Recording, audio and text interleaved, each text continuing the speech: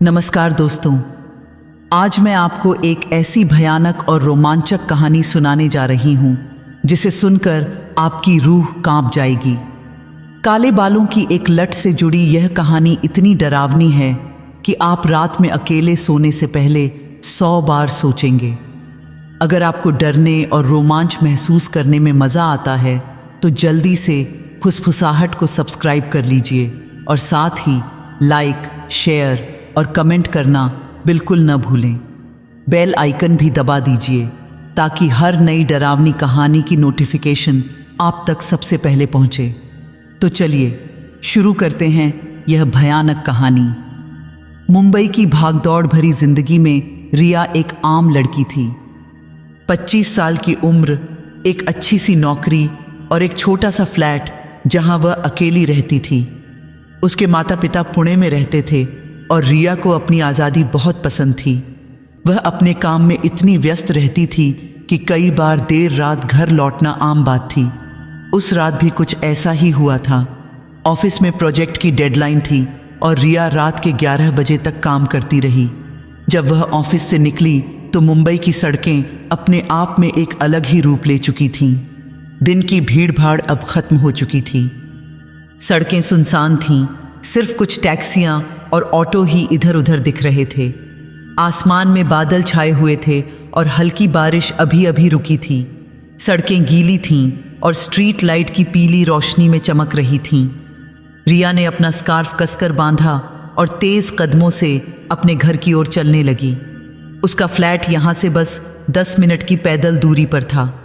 रास्ते में वह हमेशा की तरह अपने फ़ोन में कुछ मैसेज चेक कर रही थी जब अचानक स्ट्रीट लाइट के ठीक नीचे कुछ चमका।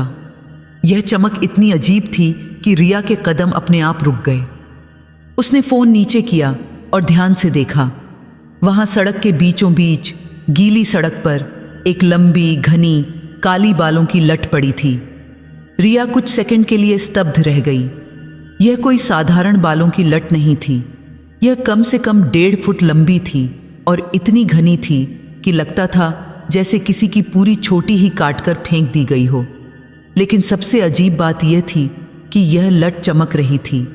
हाँ, बिल्कुल चमक रही थी, जैसे अभी अभी किसी के सिर से निकाली गई हो और अभी भी जीवित हो। रिया ने इधर उधर देखा। सड़क पर कोई नहीं था, न कोई लड़की न कोई आदमी, सिर्फ खाली सड़क और दूर से आती एक कार की हल्की आवाज़। उसने सोचा, यह यहाँ कैसे आई? किसी की इतनी लंबी लट अचानक कैसे गिर सकती है? पहले तो उसने सोचा कि शायद किसी ने कैंसर या बीमारी की वजह से अपने बाल कटवाए होंगे और यहाँ फेंक दिए होंगे। लेकिन फिर उसे लगा कि यह सोच भी कितनी अजीब है। कौन अपनी कटी हुई लट को सड़क के बीचों बीच फेंकेगा? रिया का मन हुआ कि वह आगे बढ़ जाए, लेकिन न जाने क्यों उसके कदम वहीं रुक गए। वह लट कुछ ऐसी थी कि उसकी ओर देखते रहने का मन करता था। इतनी खूबसूरत, इतनी घनी, इतनी चमकदार, जैसे किसी राजकुमारी के बाल हों। आखिरकार रिया ने झुककर उसे उठाने का फैसला किया। उसने सोचा, अरे बाल ही तो हैं, शायद किसी के बहुत काम आ जाए, या फिर मैं इन्हें किसी NGO को दे दूंगी जो विग बनाते हैं। जैसे ही उसकी उंगलियां उस लट को छूने के लिए नीचे गईं, एक अजीब सी अनुभूति हुई। वह लट ठंडी थी, बहुत ज़्यादा ठंडी, इतनी ठंडी कि लगा जैसे उसने बर्फ़ का कोई टुकड़ा पकड़ लिया हो। रिया ने चौंक कर अपना हाथ पीछे खींचा, लेकिन फिर हिम्मत करके दोबारा उसे उठाया। यह सिर्फ ठंडक नहीं थी, यह एक अजीब सी सनसनी थी जो उसकी उंगलियों से होते हुए उसकी बाजू तक गई, जैसे कोई बर्फीली लहर उसके शरीर में दौड़ गई हो। रिया ने जल्दी से उस लट को अपने बैग में डाल दिया और अपना हाथ अपनी जैकेट से पोंछा। बस बाल ही तो हैं, उसने खुद को समझाया और हंस पड़ी। मैं भी कितना सोच रही हूँ। इतनी रात को अकेले चलने से ऐसे ही अजीब अजीब ख्याल आते हैं। उसने तेज़ कदमों से घर की ओर चलना शुरू कर दिया, लेकिन उसे यह नहीं पता था कि वह अपने साथ सिर्फ बालों की एक लट नहीं, बल्कि कुछ ऐसा घर ले जा रही थी जो जीवित था, जो सांस लेता था और जो बहुत भूखा था। घर पहुंचकर रिया ने जल्दी से दरवाज़ा खोला और अंदर घुसी। उसने लाइट जलाई और अपना बैग सोफे पर फेंक दिया। थकान की वजह से उसे कुछ खाने का भी मन नहीं था। उसने सिर्फ एक गिलास पानी पिया और सीधे अपने बेडरूम में चली गई। बेडरूम छोटा लेकिन आरामदायक था। एक सिंगल बेड, एक छोटी अलमारी और एक ड्रेसिंग टेबल जिस पर उसकी बिल्ली मोती अक्सर सोया करती थी। मोती एक सफ़ेद बिल्ली थी जो रिया को 2 साल पहले सड़क पर मिली थी। रिया ने उसे पाल लिया था और अब मोती उसकी सबसे अच्छी दोस्त थी। आज मोती कमरे में नहीं थी, शायद रसोई में कहीं सो रही होगी, रिया ने सोचा। उसने जल्दी से अपने कपड़े बदले, लाइट बंद की और बिस्तर पर लेट गई। नींद आने में देर नहीं लगी। थकान इतनी थी कि रिया को पता ही नहीं चला कि कब उसकी आंखें बंद हो गईं। लेकिन रात के 2 बजे अचानक उसकी नींद खुल गई। कमरे में कुछ अजीब था।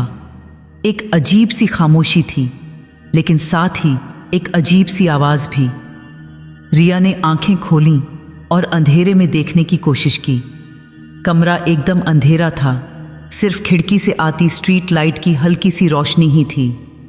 और तभी उसने महसूस किया उसके तकिए के पास कुछ ठंडा था, कुछ बहुत ठंडा। रिया का दिल तेजी से धड़कने लगा। उसने हिम्मत करके अपना हाथ बढ़ाया और तकिए को छुआ। तकिया सामान्य था, लेकिन तभी उसकी उंगलियां कुछ और छू गईं। वे बाल थे, वही काली लट। रिया चौंक कर उठ बैठी। उसने बेडसाइड लैंप जलाया। रोशनी में उसने देखा कि वह काली लट उसके बिस्तर पर उसके तकिए के बगल में पड़ी थी। वह लट जो उसने अपने बैग में रखी थी।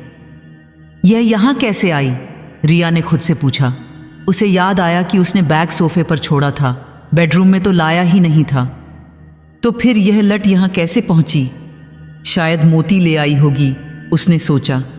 बिल्लियों को तो अजीब अजीब चीज़ें खेलना पसंद होता है। रिया ने उस लट को उठाया। फिर से वही ठंडक, फिर से वही अजीब सनसनी। उसने उसे फर्श पर फेंक दिया और वापस लेट गई। लेकिन अब नींद नहीं आ रही थी। उसका दिल अब भी तेज धड़क रहा था। उसने लाइट बंद की और करवट बदलकर लेटने की कोशिश की।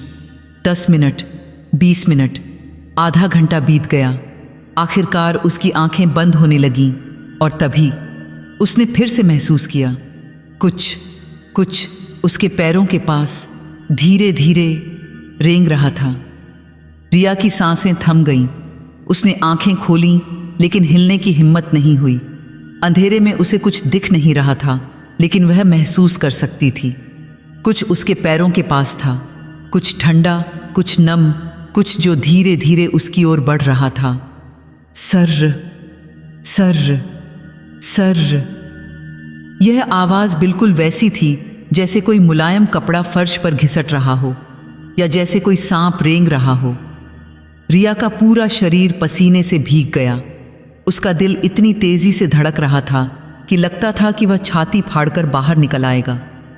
सर्र सर्र। आवाज़ अब उसके घुटनों तक पहुंच गई थी।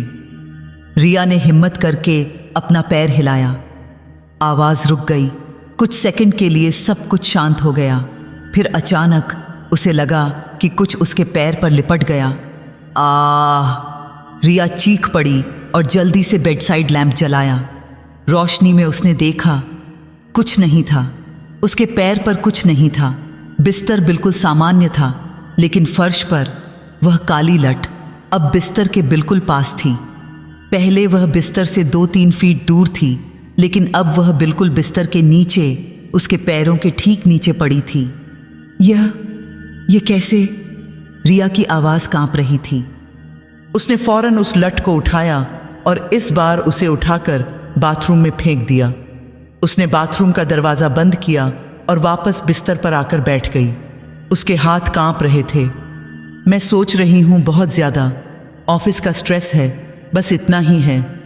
उसने खुद को समझाने की कोशिश की, लेकिन उसका मन मान नहीं रहा था। उस रात रिया को नींद नहीं आई। वह बिस्तर पर बैठी रही, लाइट जलाकर। हर आवाज़ पर चौंक जाती थी। कभी खिड़की से आती हवा की आवाज़, कभी पाइप में पानी की आवाज़, कभी बाहर सड़क से गुजरती गाड़ी की आवाज़। सुबह होते ही रिया उठी। उसकी आंखों के नीचे काले घेरे थे और पूरा शरीर थका हुआ महसूस हो रहा था। उसने बाथरूम का दरवाज़ा खोला। वह लट वहां फर्श पर पड़ी थी, बिल्कुल वैसे ही जैसे उसने फेंकी थी। रिया ने राहत की सांस ली। देखा, कुछ नहीं हुआ, मैं ही पागल हो रही थी। उसने तैयार होने के लिए बाथरूम में कदम रखा, लेकिन तभी उसकी नज़र शीशे पर गई। शीशे पर एक निशान था, एक हाथ का निशान, जैसे किसी ने गीले हाथ से शीशे को छुआ हो। लेकिन यह निशान अजीब था।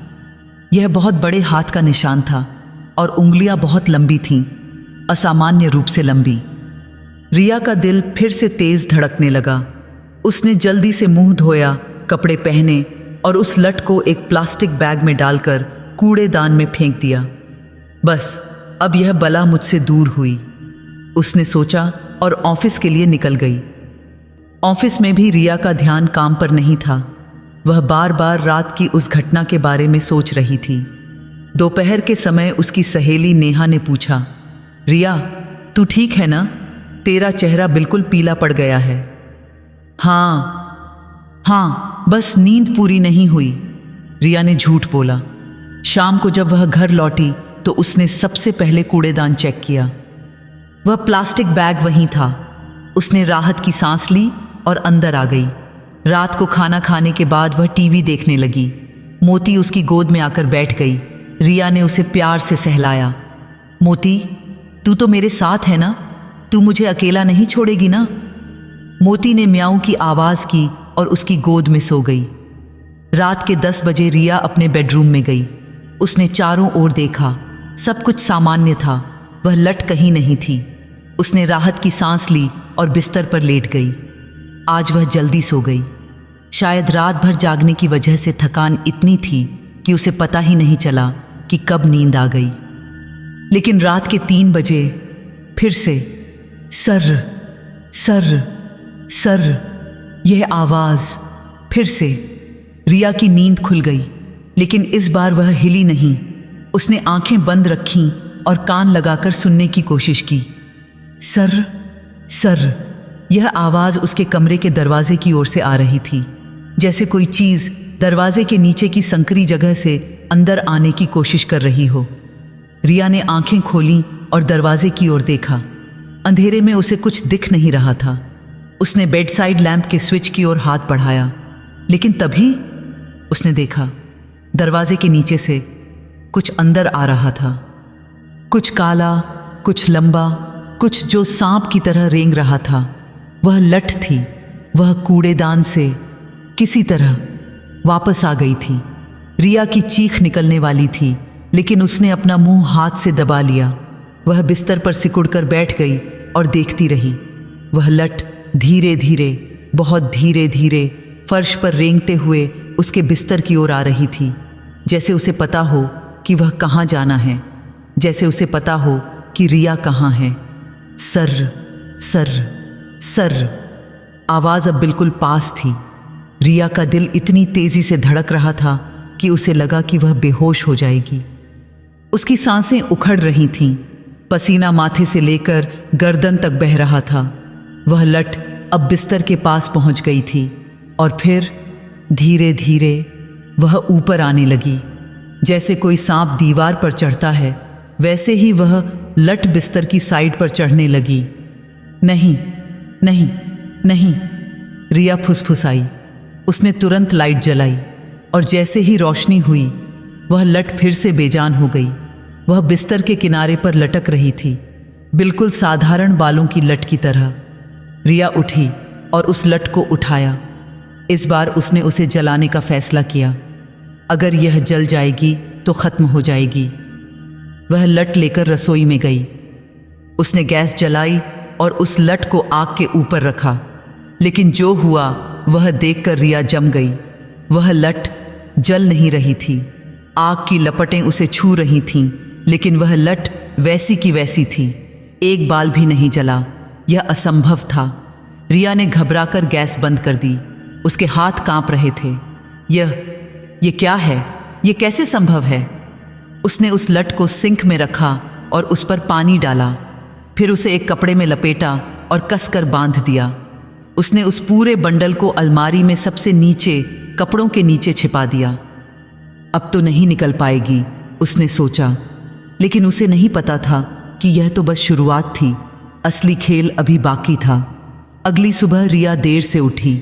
रात भर की बेचैनी के बाद आखिरकार उसे सुबह 5 बजे नींद आई थी और अब घड़ी में 9 बज रहे थे। उसे ऑफिस जाना था, लेकिन आज वह बहुत थकी हुई महसूस कर रही थी। उसने ऑफिस में फ़ोन करके बताया कि वह बीमार है और आज घर से काम करेगी। फ़ोन रखने के बाद वह रसोई में गई और खुद के लिए चाय बनाई। मोती अभी तक सो रही थी। रिया ने सोचा कि चलो मोती को भी सोने दो, और वह खुद सोफे पर बैठकर चाय पीने लगी। लेकिन उसका मन अलमारी की ओर बार बार जा रहा था। वह जानना चाहती थी कि वह लठ अब भी वहाँ है या नहीं। आखिरकार उसने हिम्मत करके अलमारी खोली। उसने नीचे के कपड़े हटाए और उस कपड़े के बंडल को निकाला। जैसे ही उसने कपड़ा खोला, उसकी चीख निकल गई। Oh my God! वह लठ बढ़ गई थी। कल रात जो लठ 1.5 फुट की थी, वह अब कम से कम 2.5 फुट की हो चुकी थी। यह कैसे संभव था?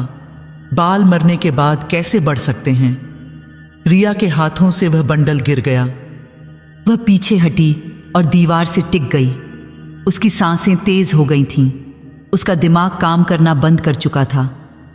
यह नहीं हो सकता। यह सपना है। यह सपना होना चाहिए। उसने खुद को चिकोटी काटी। दर्द हुआ। यह सपना नहीं था। रिया ने फिर से उस लठ को देखा। वह अब और भी ज्यादा चमकदार लग रही थी, जैसे वह जीवित हो, जैसे वह सांस ले रही हो। रिया ने तुरंत एक पैमाने से उसे नापा। 2 फीट 8 इंच। उसने एक कागज पर यह नोट किया और समय भी लिख दिया। सुबह 9:30 बजे। 2 घंटे बाद यानी 11:30 बजे उसने फिर से नापा। 3 फीट 2 इंच। रिया का दिल बैठ गया। यह हर घंटे 3 से 4 इंच बढ़ रही थी। यह कैसे हो सकता था? उसने तुरंत अपने फ़ोन में गूगल पर सर्च किया। Can hear grow after being cut? जवाब था नहीं। एक बार बाल सिर से कट जाए तो वे मर जाते हैं, वे बढ़ नहीं सकते। तो फिर यह कैसे बढ़ रहे हैं? रिया ने खुद से पूछा। उसने फिर से सर्च किया। Super natural hair growth. इस बार कुछ अजीब कहानियां और आर्टिकल मिले। कुछ लोगों ने ऐसे अनुभव शेयर किए थे जहां उन्होंने जिंदा बालों की कहानियां सुनी थीं। ये सब पुरानी जापानी और चीनी लोक कथाओं से जुड़ी थीं। एक कहानी में लिखा था कि कुछ आत्माएं अपने बालों में बंध जाती हैं। रिया को ठंड लग गई। आत्माएं? भूत प्रेत? क्या वह ऐसी चीजों पर विश्वास करती थी?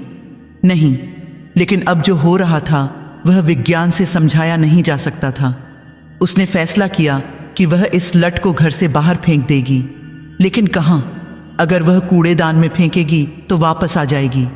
अगर जला नहीं सकती तो क्या करे? तभी उसे एक ख्याल आया। पास में एक नदी बहती थी। अगर वह इसे नदी में बहा दे तो शायद यह वापस नहीं आएगी। रिया ने तुरंत उस लठ को फिर से कपड़े में लपेटा और एक प्लास्टिक बैग में डाल दिया। उसने जल्दी से जैकेट पहनी और घर से बाहर निकल गई। नदी यहाँ से 20 मिनट की पैदल दूरी पर थी। रिया तेज कदमों से चलती रही।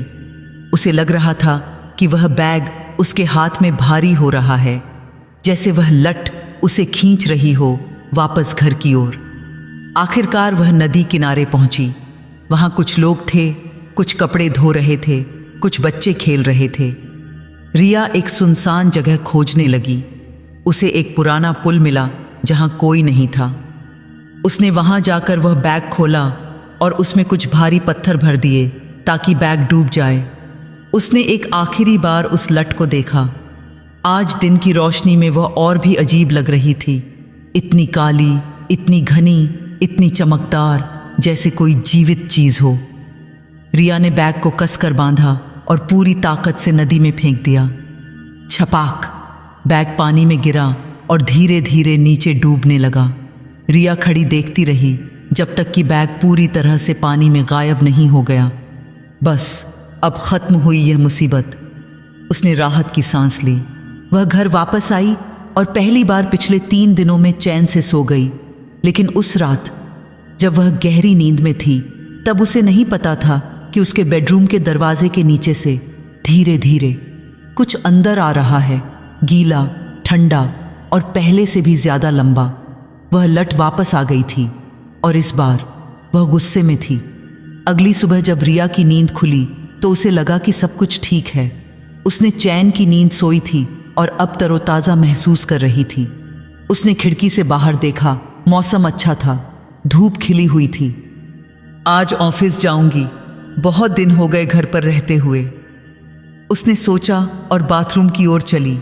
बाथरूम का दरवाज़ा खोलते ही वह चीख पड़ी। सिंक में नल से पानी नहीं बह रहा था, खून बह रहा था, गाढ़ा, लाल, ताज़ा खून। रिया की सांस रुक गई। वह पीछे हटी, लेकिन उसका पैर फिसल गया और वह गिरते गिरते बची।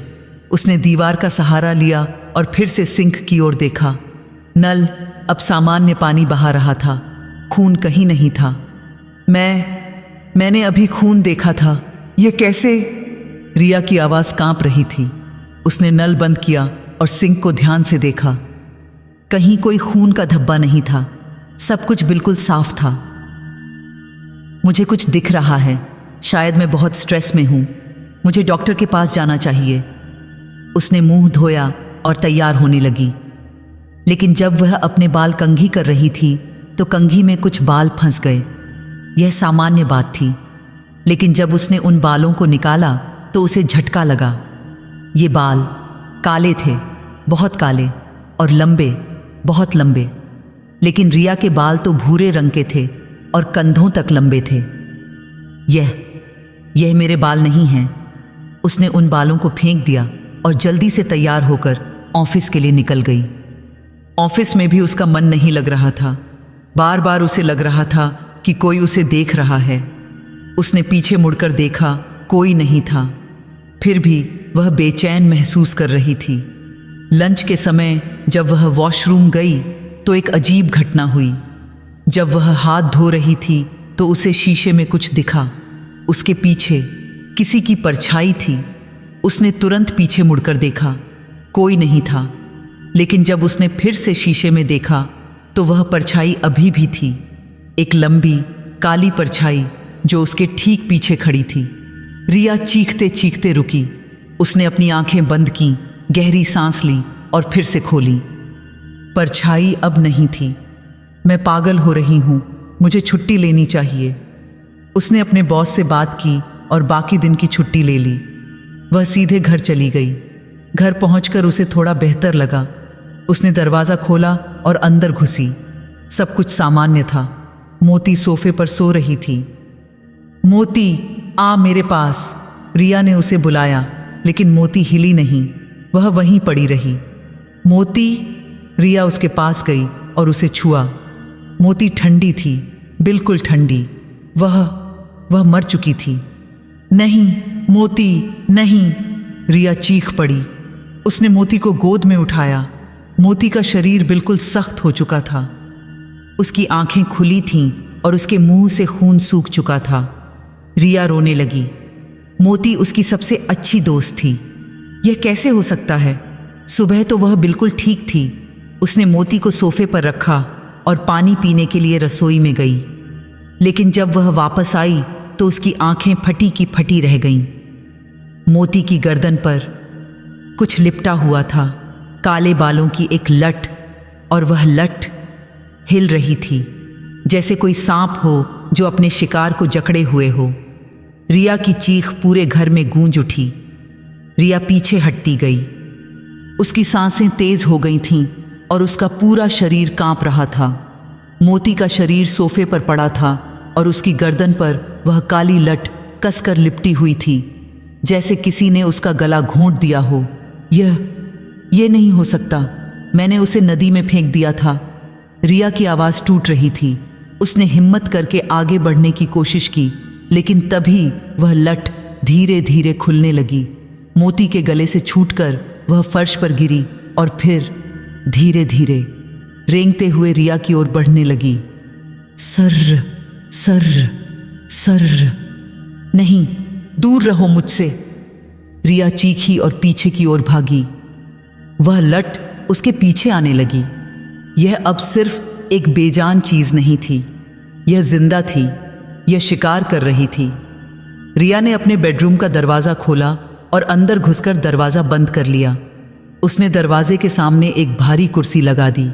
उसकी सांसें फूल रही थीं। कुछ मिनटों तक कोई आवाज़ नहीं आई। रिया दरवाजे के पास खड़ी रही, कान लगाकर सुनती रही। फिर अचानक खट खट खट दरवाजे पर दस्तक हो रही थी, लेकिन यह किसी इंसान की दस्तक नहीं थी। यह आवाज़ अजीब थी, जैसे कोई नाखूनों से दरवाज़ा खुरच रहा हो। कौन है? रिया की आवाज़ कांप रही थी। कोई जवाब नहीं मिला, बस वही आवाज़, खट खट खट। फिर अचानक दरवाजे के नीचे से कुछ आने लगा। पहले थोड़ा, फिर और। वह लट अंदर आ रही थी, और अब वह सिर्फ एक लट नहीं थी, वह कम से कम 10 फीट लंबी हो चुकी थी। रिया चीख पड़ी और खिड़की की ओर भागी। उसने खिड़की खोली और बाहर देखा। वह तीसरी मंजिल पर थी। कूदना खतरनाक था, लेकिन यहाँ रुकना और भी खतरनाक था। उसने फ़ोन निकाला और 100 डायल किया, लेकिन फ़ोन नहीं लग रहा था। नेटवर्क नहीं आ रहा था। यह कैसे हो सकता है? अभी तो नेटवर्क था। तभी उसने पीछे मुड़कर देखा। वह लट अब पूरे कमरे में फैल गई थी। दीवारों पर, फर्श पर, छत पर, हर जगह काले बाल थे, और वे सब धीरे धीरे रिया की ओर बढ़ रहे थे। भगवान, मुझे बचाओ! रिया रोने लगी। उसने अलमारी खोली और एक कैंची निकाली। अगर यह काटने से मरती है तो मैं इसे काट दूंगी।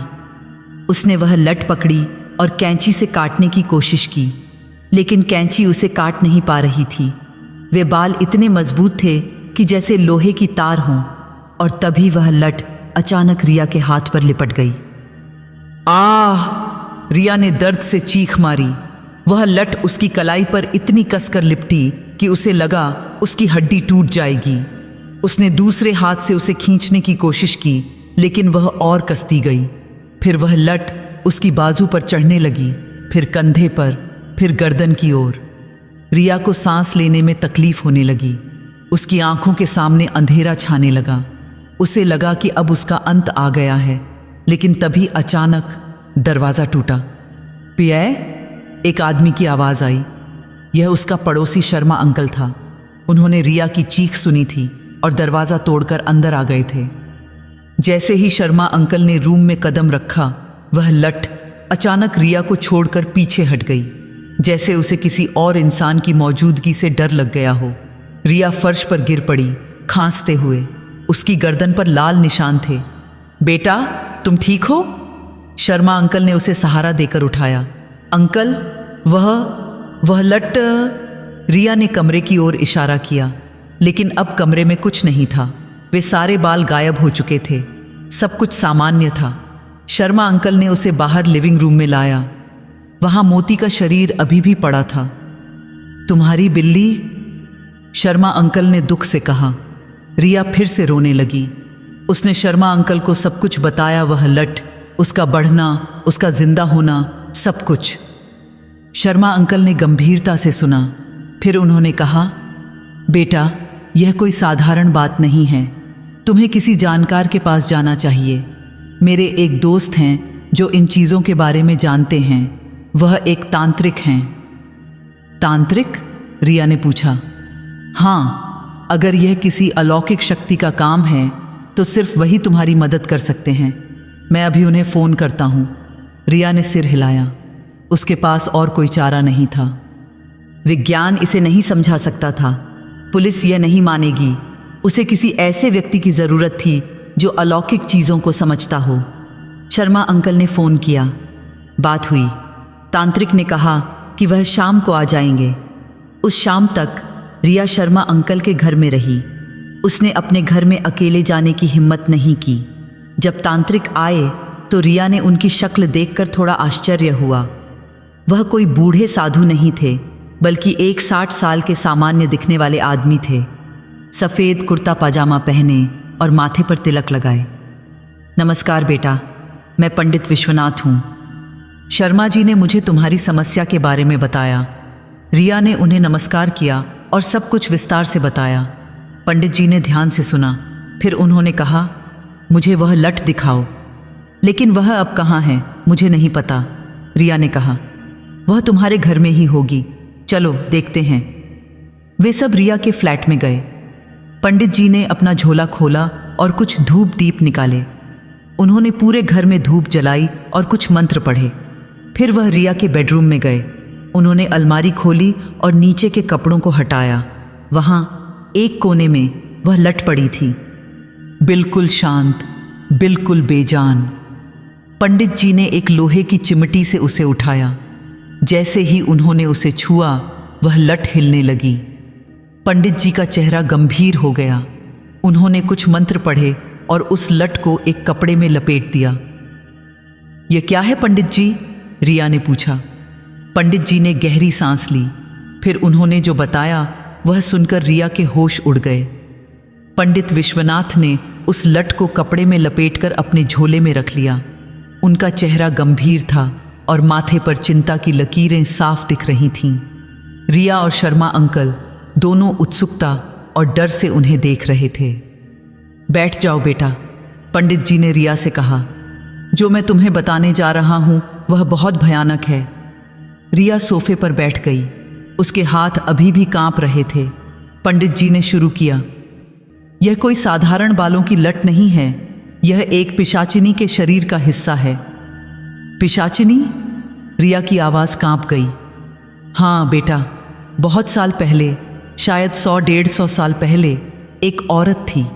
वह बहुत खूबसूरत थी और उसके बाल बहुत लंबे और घने थे, लेकिन वह एक डायन थी। वह काले जादू करती थी और लोगों को नुकसान पहुंचाती थी। गांव के लोगों ने उसे पकड़ा और उसका सिर काट दिया, लेकिन उसकी आत्मा इतनी शक्तिशाली थी कि वह मरी नहीं। उसकी आत्मा उसके बालों में बंध गई। रिया सुनती रही। उसका चेहरा पीला पड़ गया था। पंडित जी ने आगे बताया, फिर एक तांत्रिक ने उन बालों को एक कांच के जार में कैद कर दिया और उस जार को जमीन में दफना दिया। कहा जाता है कि वह जार कहीं इस इलाके में ही दफन था, लेकिन समय के साथ शायद किसी निर्माण कार्य में या बारिश में वह जार टूट गया और वे बाल बाहर आ गए। तो यह आत्मा अब क्या चाहती है? शर्मा अंकल ने पूछा। पंडित जी ने गंभीरता से कहा, वह अपने मालिक तक लौटना चाहती है, यानी जिस तांत्रिक ने उसे कैद किया था उसके वंशज तक। वह बदला लेना चाहती है और रास्ते में जो भी आएगा वह उसकी जान ले लेगी। रिया का दिल बैठ गया। लेकिन मैंने तो सिर्फ उसे सड़क पर पड़ा हुआ पाया था, मुझे क्यों परेशान कर रही है? पंडित जी ने उसकी ओर देखा। बेटा, तुमने उसे छुआ, तुमने उसे उठाया, अब वह तुम्हारी ऊर्जा से जुड़ गई है। वह तुम्हारी जीवन शक्ति खा रही है। देखो, तुम्हारी बिल्ली मर गई, अगली बारी तुम्हारी है। रिया की आंखों में आंसू आ गए। तो मैं क्या करूं? मुझे बचाइए पंडित जी। पंडित जी ने सोचा, फिर बोले, एक ही रास्ता है। हमें उस तांत्रिक का पता लगाना होगा जिसने इसे कैद किया था, या उसके वंशज का, और हमें यह पता लगाना होगा कि वह जार कहाँ था। अगर हम उस जगह पर जाकर सही तरीके से इसे दोबारा कैद कर दें तो शायद तुम बच जाओ। लेकिन 100 साल पुरानी बात है, अब हमें कैसे पता चलेगा? शर्मा अंकल ने पूछा। पंडित जी ने कहा, इस इलाके में कोई पुराना मंदिर या पुरानी इमारत होगी जहाँ के पुजारी या बुजुर्ग लोग पुरानी कहानियाँ जानते होंगे। हमें वहाँ जाना होगा। अगले दिन रिया, पंडित जी और शर्मा अंकल एक पुराने शिव मंदिर में गए जो शहर के बाहरी इलाके में था। वहाँ के पुजारी बहुत बूढ़े थे, करीब 80 साल के। पंडित जी ने उनसे पूछा, पंडित जी, क्या आपने कभी इस इलाके में किसी डायन या पिशाचिनी की कहानी सुनी है? बूढ़े पंडित ने आंखें बंद करके सोचा, फिर बोले, हाँ, बहुत पुरानी बात है। मेरे दादाजी बताते थे कि यहाँ से कुछ किलोमीटर दूर जंगल के पास एक औरत रहती थी। लोग कहते थे कि वह डायन है। फिर एक दिन गांव के लोगों ने उसे मार दिया। उसका सिर काट दिया गया था। और फिर पंडित विश्वनाथ ने पूछा। फिर एक तांत्रिक आया था, उसका नाम, हाँ याद आया, पंडित केशवदास। वह बहुत शक्तिशाली था। उसने कुछ तंत्र मंत्र किया और उस डायन की आत्मा को कैद कर दिया। कहते हैं कि उसने उसे किसी जार में बंद करके मंदिर के पास ही दफना दिया था। रिया का दिल तेज धड़कने लगा। कौन सा मंदिर? वह पुराना काली माता का मंदिर। अब वह खंडहर हो चुका है, कोई वहां नहीं जाता। पंडित विश्वनाथ ने कहा, हमें वहां जाना होगा। बूढ़े पंडित ने डरते हुए कहा, लेकिन वहां जाना खतरनाक है। कहते हैं कि वहां अजीब चीजें होती हैं, रात को अजीब आवाजें आती हैं। हमें जाना ही होगा, रिया ने दृढ़ता से कहा। अब उसके पास और कोई विकल्प नहीं था। शाम को वे सब उस पुराने मंदिर की ओर निकले। जंगल का रास्ता टेढ़ा मेढ़ा था और अंधेरा घिरने लगा था। रिया के दिल में डर था, लेकिन साथ ही एक उम्मीद भी थी कि शायद यहाँ उसे अपने सवालों के जवाब मिल जाएंगे। आखिरकार वे एक पुराने खंडहर के सामने पहुँचे।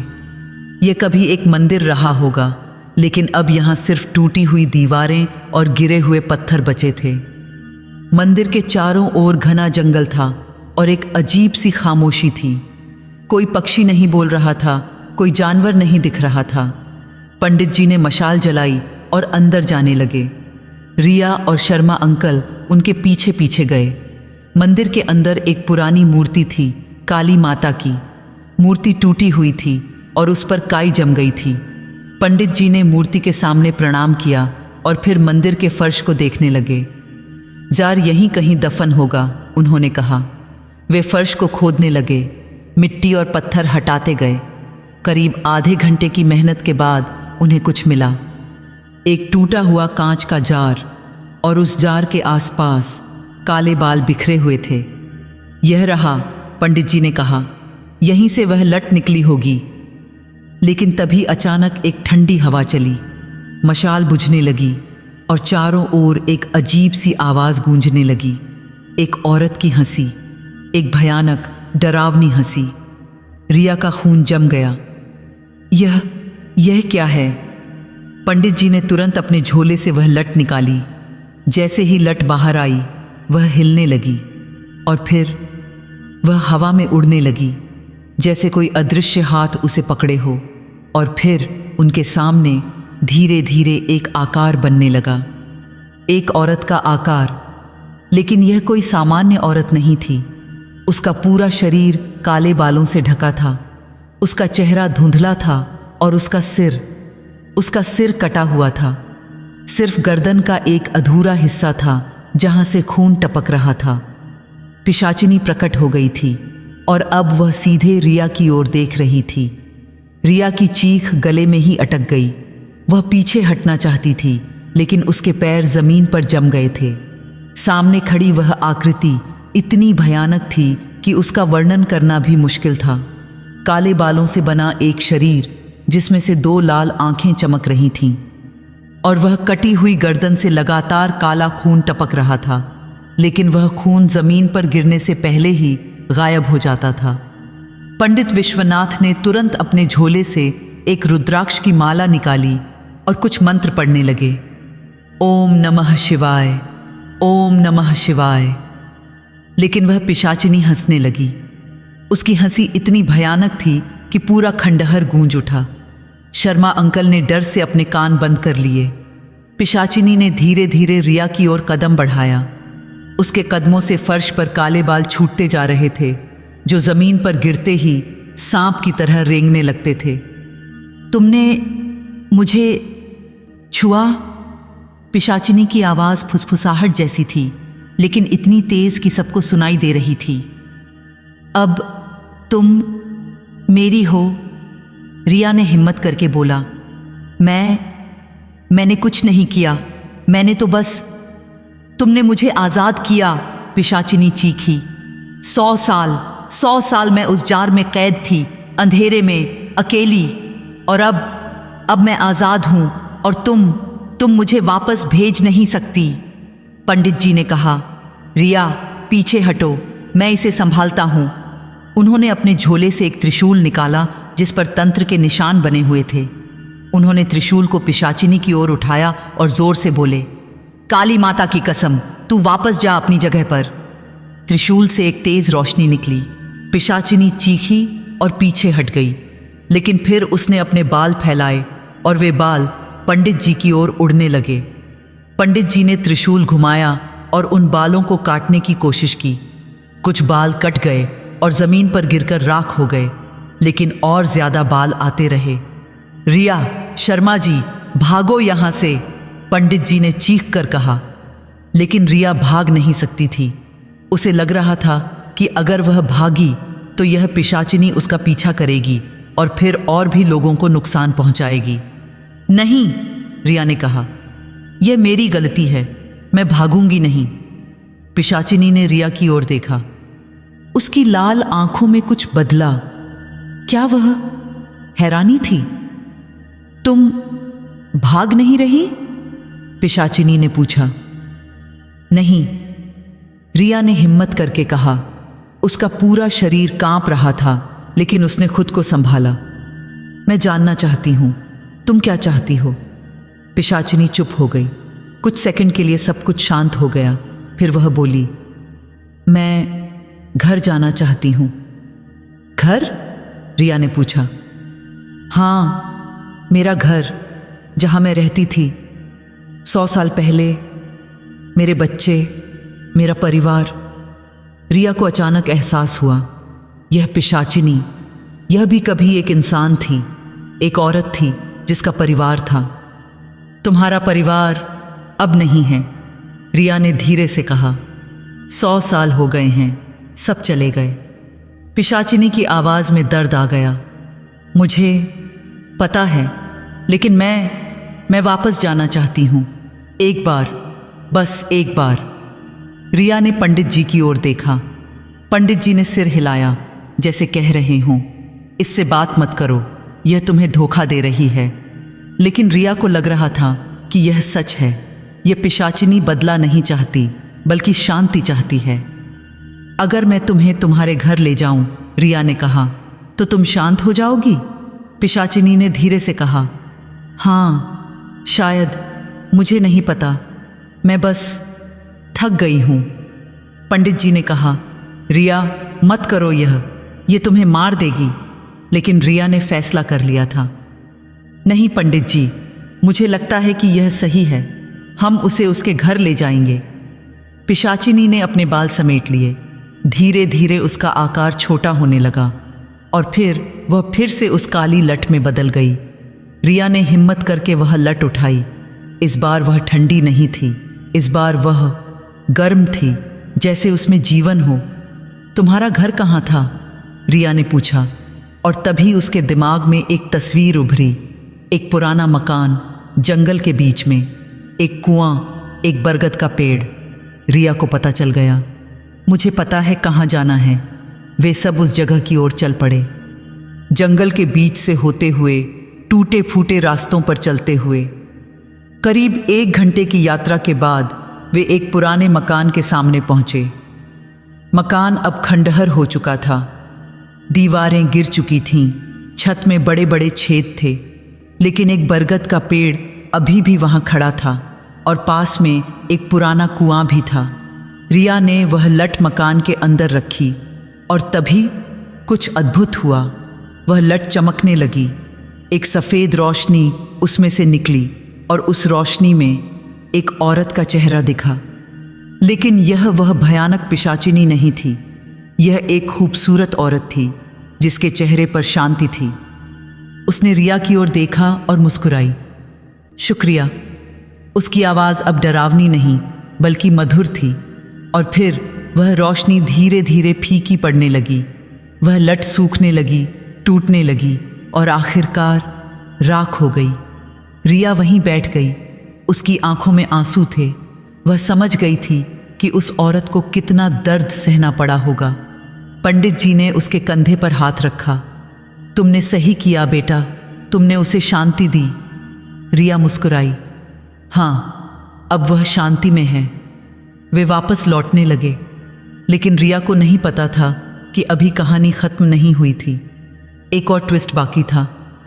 एक ऐसा ट्विस्ट जो उसकी दुनिया हिला देगा। घर वापस आकर रिया को लगा कि एक बड़ा बोझ उसके कंधों से उतर गया है। वह थकी हुई थी लेकिन राहत महसूस कर रही थी। मोती की मौत का दुख अब भी था, लेकिन कम से कम अब वह जान गई थी कि उस पिशाचिनी को क्या चाहिए था। उस रात उसे अच्छी नींद आई। कई दिनों बाद उसने बिना किसी डर के सोई। कोई अजीब आवाज़ नहीं, कोई ठंडक नहीं, कुछ नहीं। अगली सुबह जब वह उठी तो उसे लगा कि सब कुछ सामान्य हो गया है। उसने नहाया, तैयार हुई और ऑफिस जाने की तैयारी करने लगी। लेकिन जब वह बाथरूम के शीशे में देख रही थी तो उसे कुछ अजीब दिखा। उसके बालों में कुछ चमक रहा था।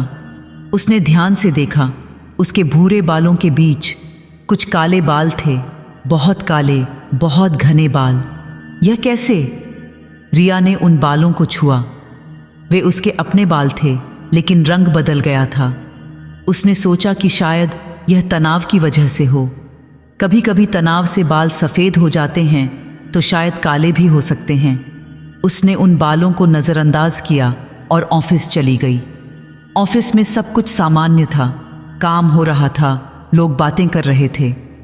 रिया ने भी अपने काम पर ध्यान लगाया, लेकिन दोपहर के समय जब वह वॉशरूम गई तो फिर से उसे कुछ अजीब लगा। उसके बाल बढ़ गए थे। सुबह जो बाल कंधों तक थे अब वे कमर तक पहुंच गए थे। यह कैसे संभव है? रिया घबरा गई। उसने अपने बालों को छुआ। वे असली थे, उसके अपने बाल थे। वह तुरंत पंडित विश्वनाथ को फ़ोन किया। पंडित जी, मेरे बाल वे बढ़ रहे हैं। पंडित जी ने गंभीरता से कहा, बेटा तुम तुरंत घर आ जाओ, मैं भी आता हूँ। रिया ने ऑफिस से छुट्टी ली और घर भागी। घर पहुंचकर उसने फिर से शीशे में देखा। उसके बाल अब और भी लंबे हो गए थे, और सिर्फ लंबे ही नहीं बल्कि रंग भी पूरी तरह से काला हो गया था। नहीं नहीं, ये क्या हो रहा है? रिया रोने लगी। कुछ ही देर में पंडित जी आ गए। उन्होंने रिया के बालों को देखा और उनका चेहरा पीला पड़ गया। ये नहीं हो सकता, पंडित जी ने कहा। क्या हुआ पंडित जी, मुझे बताइए। पंडित जी ने गहरी सांस ली। बेटा, जब तुमने उस पिशाचिनी को छुआ था तो उसकी ऊर्जा का एक हिस्सा तुम में आ गया था, और जब तुमने उसे शांति दी तो उसकी आत्मा तो मुक्त हो गई, लेकिन उसकी शक्ति वह तुम्हारे अंदर रह गई। मतलब? रिया की आवाज कांप रही थी। मतलब? अब तुम उस पिशाचिनी की शक्ति की वाहक हो। उसके बाल अब तुम्हारे बाल बन रहे हैं, और अगर यह प्रक्रिया पूरी हो गई तो क्या? रिया चीखी। तो तुम वही बन जाओगी जो वह थी। रिया के पैरों तले जमीन खिसक गई। नहीं, यह नहीं हो सकता, मैंने तो उसकी मदद की थी। पंडित जी ने कहा, हाँ, लेकिन उसकी आत्मा को एक नया शरीर चाहिए था, और तुमने स्वेच्छा से उसकी मदद की, इसलिए तुम्हारा शरीर उसके लिए सही है। तो मैं क्या करूं? मुझे बचाइए, पंडित जी ने सोचा। एक ही रास्ता है, हमें उस तांत्रिक को ढूंढना होगा जिसने उसे पहली बार कैद किया था। लेकिन वह तो 100 साल पहले था, वह अब जिंदा कैसे होगा? उसके वंशज होंगे, हमें उन्हें ढूंढना होगा। लेकिन तभी रिया के दिमाग में एक और तस्वीर उभरी। एक बूढ़े आदमी का चेहरा, एक पुराना घर और एक कमरे में रखा एक कांच का जार। रिया की आंखें फैल गईं। मुझे पता है वह कौन है। कौन? पंडित जी ने पूछा। रिया ने कहा, वह मेरे दादा हैं। रिया के मुंह से जो शब्द निकले थे वे सुनकर पंडित जी भी स्तब्ध रह गए। कमरे में कुछ सेकंड के लिए सन्नाटा छा गया। सिर्फ दीवार घड़ी की टिक टिक की आवाज़ सुनाई दे रही थी। तुम्हारे दादा? पंडित जी ने धीरे से पूछा। रिया ने सिर हिलाया। उसकी आंखों में आंसू थे। हाँ, मुझे याद आ रहा है, जब मैं छोटी थी तो मैं अपने दादा के घर गई थी। पुणे में उनका एक पुराना घर था। वहाँ एक कमरा था जिसमें किसी को जाने की इजाज़त नहीं थी, लेकिन एक दिन मैं गलती से उस कमरे में घुस गई थी। वहाँ एक अलमारी में बहुत सारे जार रखे हुए थे, कांच के जार, और उन जारों में कुछ था। मुझे याद नहीं कि क्या था, लेकिन बहुत डरावना लगा था। पंडित जी ने गंभीरता से कहा, तुम्हारे दादा तांत्रिक थे? मुझे नहीं पता था। घर में कभी किसी ने इस बारे में बात नहीं की। दादाजी बस कहते थे कि वह पूजा पाठ करते हैं, लेकिन अब मुझे समझ आ रहा है। रिया के दिमाग में एक के बाद एक यादें उभरने लगीं। वह याद करने लगी कि जब उसने उस लट को पहली बार छुआ था तो उसे एक अजीब सी परिचितता महसूस हुई थी, जैसे वह उस ऊर्जा को पहचानती हो। और यह जो तस्वीर तुम्हारे दिमाग में आ रही है, पंडित जी ने कहा, यह पिशाचिनी तुम्हें दिखा रही है। वह चाहती है कि तुम अपने दादा के घर जाओ। लेकिन क्यों? रिया ने पूछा। क्योंकि तुम्हारे दादा ने उसे कैद किया था। वह बदला लेना चाहती है और तुम उसके परिवार की हो। उसके लिए यह बदला और भी मीठा होगा। रिया का दिल बैठ गया। तो मुझे क्या करना चाहिए? पंडित जी ने सोचा। फिर बोले, हमें तुम्हारे दादा के घर जाना होगा। वहाँ शायद कुछ ऐसा होगा जो हमें इस श्राप को तोड़ने में मदद करेगा। तुम्हारे दादा जीवित हैं? रिया ने सिर हिलाया। नहीं, वह 10 साल पहले गुजर गए। और उनका घर? वह अभी भी है। मेरे चाचा वहाँ रहते हैं। तो हमें वहाँ जाना होगा अभी। रिया ने अपने चाचा को फ़ोन किया। उन्होंने बताया कि वह घर पर हैं। रिया ने उन्हें कुछ नहीं बताया, बस इतना कहा कि वह दादा की कुछ पुरानी चीज़ें देखना चाहती है। रिया और पंडित जी तुरंत पुणे के लिए निकल पड़े। रास्ते भर रिया के बाल बढ़ते रहे। अब वे उसके घुटनों तक पहुंच गए थे और सबसे डरावनी बात यह थी कि वे बाल अब खुद ब खुद हिलते थे, जैसे वे जिंदा हों। 3 घंटे की यात्रा के बाद वे पुणे पहुंचे। दादा का घर शहर के बाहरी इलाके में था। एक पुराना बड़ा घर जिसमें बड़ा सा आंगन था। चाचा ने दरवाज़ा खोला। रिया, इतने सालों बाद अंदर आ। रिया अंदर गई। घर वैसा ही था जैसा उसे याद था। वही पुरानी दीवारें, वही पुराना फर्नीचर। चाचा, मैं दादाजी का वह कमरा देखना चाहती हूँ, वह जिसमें... चाचा का चेहरा बदल गया। वह कमरा? लेकिन वहाँ कुछ नहीं है। तुम्हारे दादाजी ने मरने से पहले सब कुछ जला दिया था। सब कुछ? रिया की उम्मीद टूटने लगी। हाँ, उन्होंने कहा था कि उनके जाने के बाद कोई उन चीज़ों को न छुए। उन्होंने खुद सब कुछ जला दिया। पंडित जी ने कहा, फिर भी क्या हम वह कमरा देख सकते हैं? चाचा ने झिझकते हुए कहा, ठीक है, लेकिन मैं उस कमरे में नहीं जाता। मुझे वहाँ अजीब लगता है। वह उन्हें उस कमरे के दरवाजे तक ले गए और वहीं रुक गए। रिया और पंडित जी ने कमरा खोला। कमरा खाली था। सिर्फ कुछ पुराने फर्नीचर थे। कोई जार नहीं था। कोई तंत्र मंत्र का सामान नहीं था। यहाँ कुछ नहीं है, रिया ने निराश होकर कहा। लेकिन तभी उसके बालों ने हिलना शुरू कर दिया। वे एक दिशा की ओर इशारा कर रहे थे। जैसे कोई चुंबक लोहे को खींचता है, वैसे ही उसके बाल कमरे के एक कोने की ओर खींच रहे थे। पंडित जी ने उस कोने को ध्यान से देखा। वहाँ एक पुरानी अलमारी थी। उन्होंने अलमारी खोली। अंदर कुछ पुरानी किताबें थीं।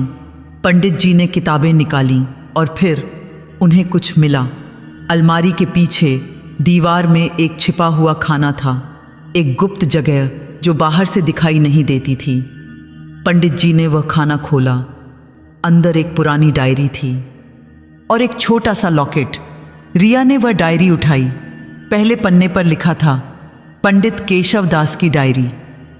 यह मेरे दादा के दादा की डायरी है, रिया ने कहा। उसने डायरी खोली। अंदर पुरानी भाषा में लिखा हुआ था, लेकिन पंडित जी उसे पढ़ सकते थे। पंडित जी ने पढ़ना शुरू किया और जो उन्होंने पढ़ा वह सुनकर रिया का खून जम गया। डायरी में लिखा था, मैं पंडित केशव दास इस बात को लिख रहा हूँ ताकि मेरे वंशज जान सकें कि मैंने क्या किया है और क्यों किया है। मैंने एक औरत की आत्मा को कैद किया है। उसका नाम मालविका था। वह एक डायन थी जो गांव वालों को परेशान करती थी। गांव वालों ने उसका सिर काट दिया, लेकिन उसकी आत्मा शांत नहीं हुई। मैंने उसकी आत्मा को उसके बालों में कैद किया और उन बालों को एक जार में बंद करके ज़मीन में दफना दिया। लेकिन मुझे पता है कि यह कैद हमेशा के लिए नहीं रहेगी। एक दिन वह आज़ाद होगी, और जब वह आज़ाद होगी तो वह बदला लेना चाहेगी। वह मेरे वंशजों को ढूंढेगी और उनकी जान लेगी। इसलिए मैं यह लॉकेट छोड़ रहा हूँ। इस लॉकेट में एक मंत्र है जो उस आत्मा को हमेशा के लिए शांत कर सकता है, लेकिन इस मंत्र को इस्तेमाल करने के लिए मेरे वंशजों में से किसी एक को खुद को बलिदान करना होगा। रिया की आंखों में आंसू आ गए। बलिदान मतलब? पंडित जी ने गंभीरता से कहा। मतलब किसी को अपनी जान देनी होगी। रिया ने वह लॉकेट उठाया। यह एक चांदी का छोटा सा लॉकेट था जिस पर तंत्र के निशान बने हुए थे। लेकिन मैं नहीं मरना चाहती। रिया रोने लगी। पंडित जी ने उसके कंधे पर हाथ रखा। बेटा, शायद कोई और रास्ता हो, मुझे सोचने दो। लेकिन उसी समय रिया के बाल अचानक बहुत तेजी से बढ़ने लगे। वे अब जमीन तक पहुंच गए थे और कमरे में फैलने लगे थे। और फिर उन बालों से एक आवाज आने लगी, अब समय आ गया है, तुम मेरी हो। रिया चीख पड़ी। कमरे में अचानक ठंड बढ़ गई। रिया के बाल अब पूरे कमरे में फैल गए थे, दीवारों पर, छत पर, फर्श पर, हर जगह। और वे सब धीरे धीरे रिया के शरीर की ओर वापस खींच रहे थे, जैसे वे उसे अपने अंदर समेट लेना चाहते हों। पंडित जी ने तुरंत वह लॉकेट उठाया और उसे खोला। अंदर एक पीले रंग का कागज था जिस पर संस्कृत में कुछ लिखा हुआ था। उन्होंने उस मंत्र को पढ़ना शुरू किया। ओम भूत प्रेत पिशाच निशाचर यमदूत यक्ष राक्षस। लेकिन जैसे ही उन्होंने मंत्र पढ़ना शुरू किया, रिया की चीख और तेज हो गई। उसके शरीर में भयानक दर्द हो रहा था। उसे लग रहा था जैसे उसके अंदर से कोई उसकी जान खींच रहा हो। पंडित जी रुकिए, मैं नहीं सह पाऊंगी, रिया रोते हुए बोली। पंडित जी रुक गए। उनकी आंखों में भी आंसू थे। बेटा, यह एकमात्र रास्ता है।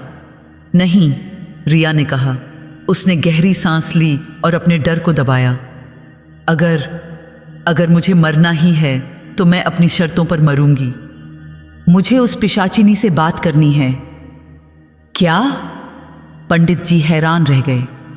रिया ने अपनी आंखें बंद की। उसने अपने अंदर की उस ऊर्जा को महसूस किया, उस आत्मा को महसूस किया जो उसके अंदर प्रवेश कर रही थी।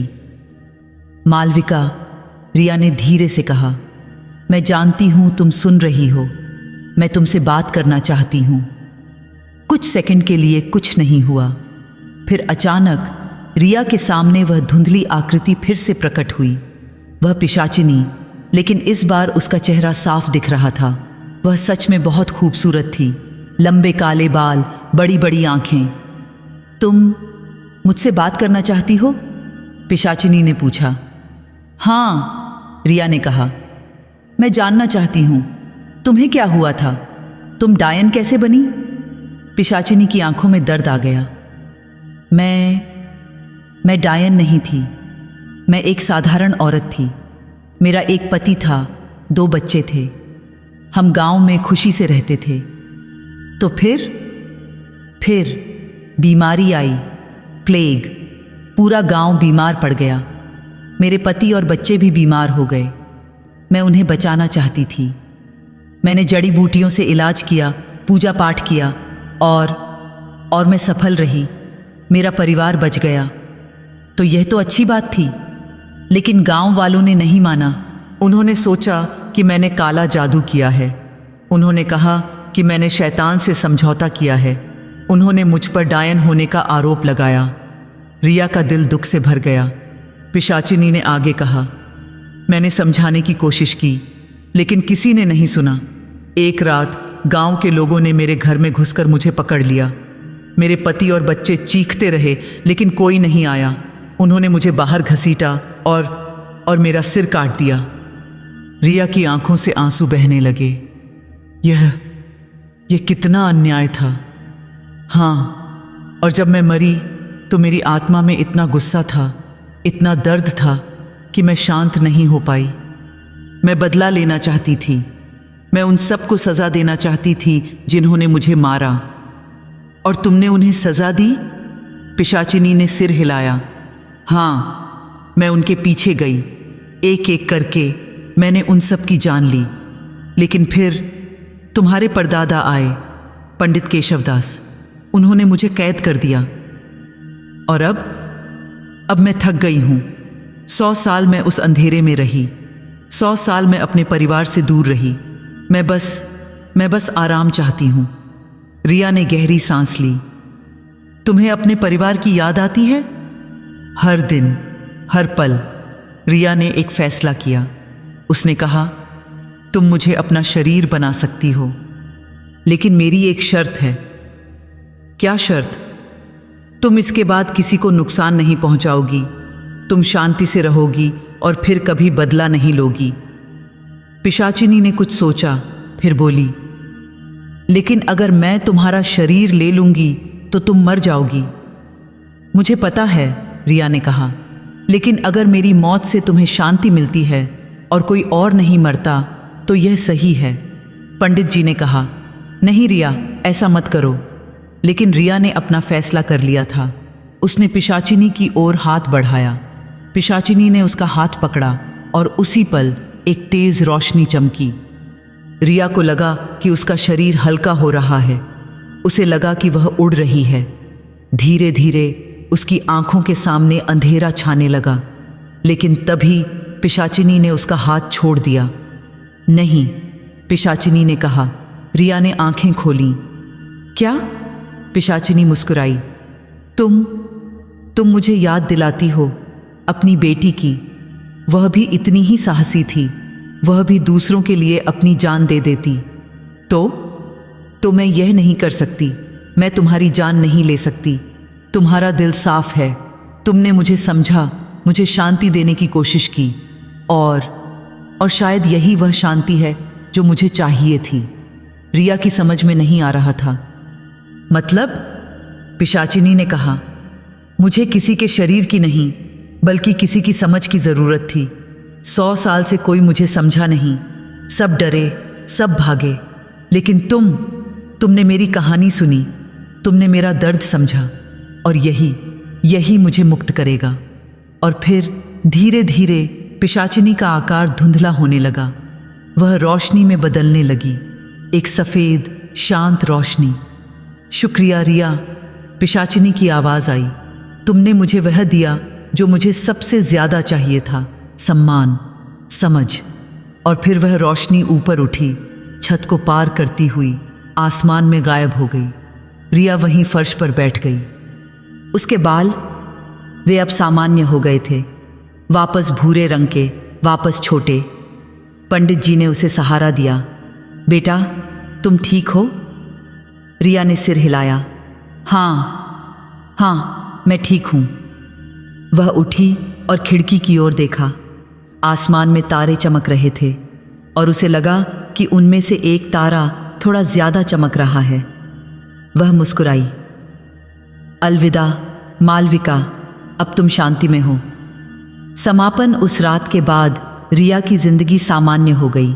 उसके बाल वापस अपने पुराने रूप में आ गए। घर में कोई अजीब घटना नहीं हुई। सब कुछ शांत हो गया। लेकिन एक चीज बदल गई थी। रिया खुद बदल गई थी। उसने सीखा था कि हर कहानी के दो पहलू होते हैं। हर डरावनी चीज के पीछे एक दर्द भरी कहानी होती है। वह अक्सर रात को आसमान की ओर देखती और सोचती कि क्या मालविका को अपना परिवार मिल गया होगा? क्या वह अब खुश होगी? और हर बार जब वह अपने बालों में कंघी करती तो उसे मालविका की याद आती। वह औरत जो डायन नहीं बल्कि एक माँ थी, एक पत्नी थी, जिसके साथ अन्याय हुआ था। रिया ने अपने दादा की उस डायरी को संभाल कर रख लिया। उसने तय किया कि वह इस कहानी को लिखेगी ताकि लोग जान सकें कि कभी कभी भूत प्रेत भी बस दर्द में फंसी आत्माएं होती हैं जिन्हें समझ की ज़रूरत होती है, डर की नहीं। और इस तरह काले बालों की लट की कहानी समाप्त हुई। लेकिन मालविका की याद हमेशा के लिए रिया के दिल में रह गई।